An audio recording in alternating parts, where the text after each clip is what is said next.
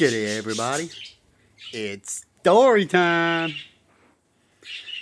and I'm going to talk about a story when I used to work at Arnold's. There's the babies on there. And they used to have an old, bin, where, it's not an old bin, they had a bin, and they chuck all their scraps in there, like off carts and stuff like that. So they've got a few bins of these type of things at Arnold's, right? And I used to have my bunny rabbits. I used to have two, Gizmo and Louie, and Gizmo just passed on not long ago. Louie passed on quite quick, like halfway through Gizmo's age. So poor Gizmo was alone half his living at years, as we can say. But not long after he passed on, I ended up letting him out and let him run around for a little bit after a few years. It took me a few years because I was going sorting out the backyard, and I let him out one stage, and then they were digging holes, and he still did. And then I had to put some wood down there and all around the fencing and some stones. And I did all these things to try to keep him in, but in the end he ended up digging further back and then down further. You can't stop a rabbit unless you go deep, and people can look all that up. But anyway, and so he was in and out of his cage over his lifetime, Gizmo and Louie. But they used to have a lot of fun when they were younger, the first few years. They used to hop around and jump around backwards and do all sorts of crazy stuff and have fun. And Gizmo's had a little squeak a couple of years back because Stella ran up and Tess, and they thought he did something wrong, and they had a little moment where they like sort of at him. They didn't hurt him or anything, and went to get him one time because they usually always get along out there. And yeah, we had one incident that I thought they killed him. I ran out there like, oh, poor Gizmo, I hope you're not dead, because he screamed. He was like, hey, hey, hey, like a scream I didn't think rabbits do until I heard him do it. And anyway, getting a bit sidetracked off that. But back to when I used to work at Arnold's fruit market there. With the bins, I used to get the scraps for Gizmo so I could feed him. So he had pretty much all sorts of bits of food and stuff.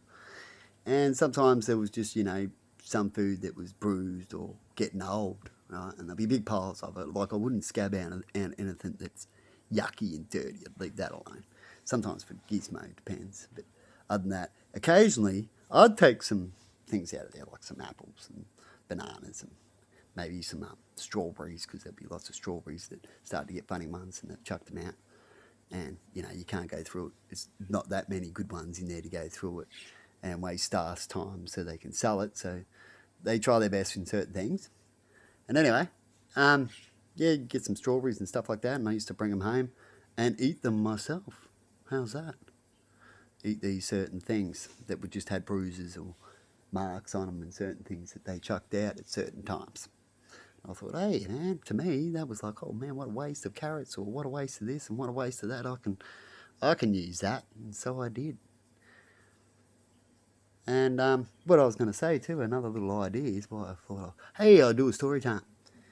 And a fella already knows there, he might be the owner now, who knows, a son of the owner.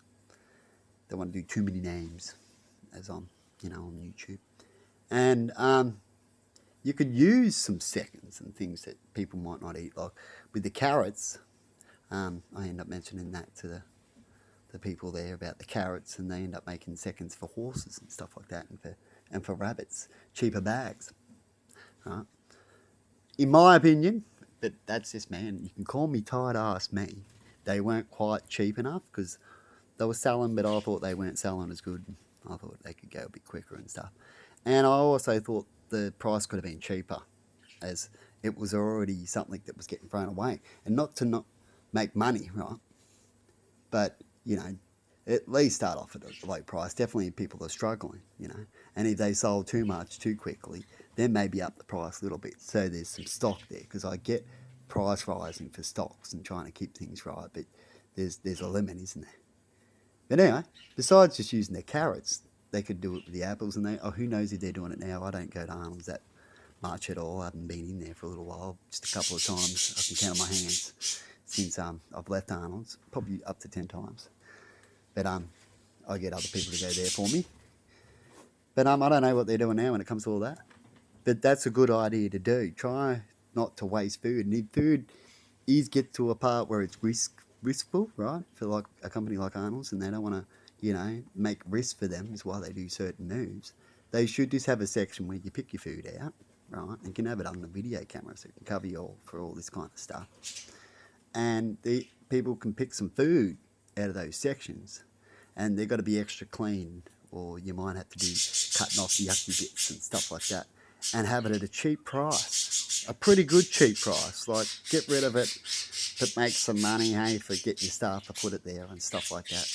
Maybe do a little bit better work at presenting it instead of just pouring out of the yucky bin after it's gone in there, kind of thing, and make a little bit of profit there. And you can also do it to help the people who are poorer, who are willing to put a little bit more work into products to make them look good and they can still use. And they might be able to use it for sauces and other kind of things like that. Just another idea if they're not doing it. So that's why I thought I'd do a story time, because it was something that I used to do. Anyway, bye-bye, people. And have a good one. And see you later. I remember even making some alcohol way back too. I looked up alcohol and I made up my own little batch of fermented alcohol. Tried out some alcohol at one stage years ago. And that was pretty fun. And got out of it. You can't make a lot of alcohol. You're allowed to make a little bit of nothing, 5 litres or something when I looked it up. But things change all the time. But I got out of all that. Just not to worry about it. It's worth getting into trouble on certain things. But you can do that too. You can make alcohol out of even the fruit people wouldn't touch. It's still sellable, isn't it? Anyway, bye-bye and have a good one.